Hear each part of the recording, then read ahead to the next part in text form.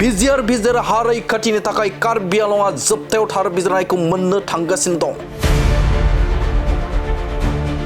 कार्बि आंलंनि बिजिर हाखौ सरकारा बावैसो साननि उनावनो बिजिर हायाव थानाय सोरखारारि जायखिजाया मावख'फोरखौ बेनिफ्राय बोखांना लाबोना बिजिरनि बाहेराव लाबोना गायसननाय जागोन।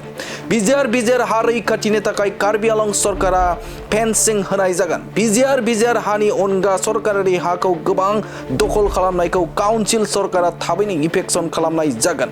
बेफोर थांखिखौ रायजो सरकार, कार्बि आंलं सरकार आरो कार्बि दैदेनगिरिफोरा सावरायनायाव बेरखांदों। बेनि गेजेराव बिटिसिआव माब्ला मोननो हागोन थार बिजिरनायखौ? माब्ला उदां जागोन लाख बिगा हा दखल खालामना लानाय हाफोरा?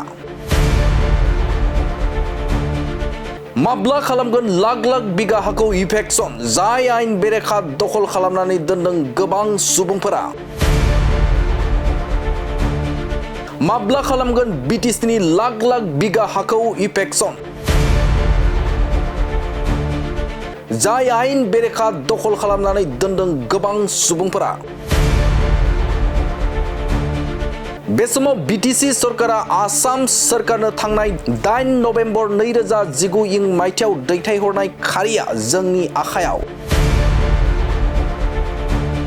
बे खारि बायदि बिटिसिआव गोबां ट्राइबेल बेल एन्ड ब्लक हा आरो सरकारारि खास हायाव आयेन बेरेखायै खमैबो 3,89,705 बिगा 9 लेसा हाखौ दखल खालामदों। आरो खमैबो 1,01,723 सुबुं अनजिमाया बिटिसिनि ट्राइबेल बेल एन्ड ब्लक आरो खास हायाव आयेन बेरेखा रायजो जागासिनो दं। बे आयेन बेरेखा लाख हाखौ माब्ला उदां खालामगोन सरकारा? बेखारि बायदियै फारियै सिडली रेभिनिउ सार्कलनि हास्रावबारियाव 19 नखर 50 बिगा 2 कटा 13 लेसा सरकारारि खास हा, माजाबारियाव 140 नखर, दलगावआव 48, बिलासपुराव 73, पदमपुर आरो बैकुनगावआव 134 बिगा हाखौ दखल खालामदों।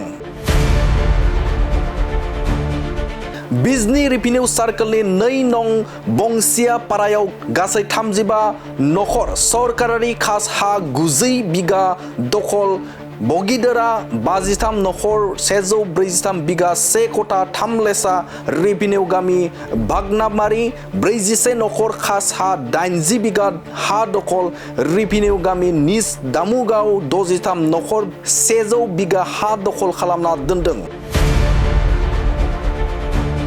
बाक्सा रेभिनिउ सार्कलनि मसलपुर गामि आलिया बाक्सा मौजानि 21 नखर 30 बिगा हा दखल, गामि साइबारि आरो आहपा 19 नखर 41 बिगा 1 लेसा हा दखल।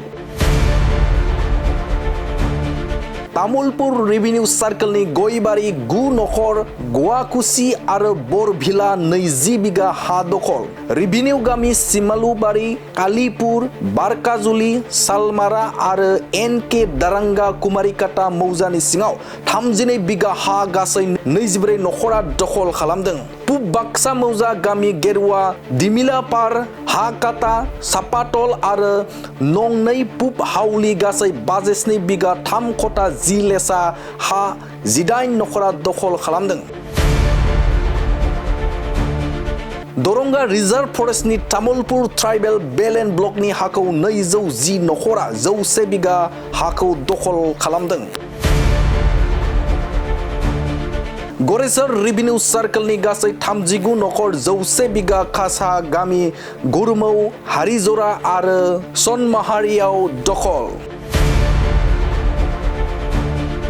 बागानपारा रेभिनिउ सार्कलनि 19 नखर बिजिआर हा 81 बिगा हा दखल। कालाइगाव रेभिनिउ सार्कलाव 70 बिगा सरकारि हा 16 सुबुं ग्रुपनि दखल खालामनानै दोनदों। उदालगुरि रेभिनिउ सार्कलनि 42 नखर 7 बिगा 2 कटा 10 लेसा सरकारारि हा, गामि सरबाहेरुवा, दलगाव मौजा। हरिसिंगा रेभिनिउ सार्कलाव 33 नखर 30 बिगा हा कालाइगाव ट्राइबेल बेल एन्ड ब्लकनि हा गामि दै निदिरमुगाव दखल 187 नन प्रोटेक्टेड नं सेन निज गेरुवाजार गामि आरो 204 नन प्रोटेक्टेड नं 2 निज गेरुवाजार गासै 479 बिगा 3 लेसा 231 नखरआ हा दखल खालामनानै दोनदों। बे गासै खारिखौ 8 नभेम्बर 2019 इं मायथाइयाव बिटिसि नेहाथारखिनिफ्राय आसाम सोरखारनो दैथायहरदों आरो बे दैथायहरनायाव बेफोर खारिखौ रोखा रोखा लिरनानै दोनदों। बेफोर हा दखल खालामनायखौ माब्ला उदां खालामगोन बे मोनसे गिदिर सोंलु जानानै थाबाय।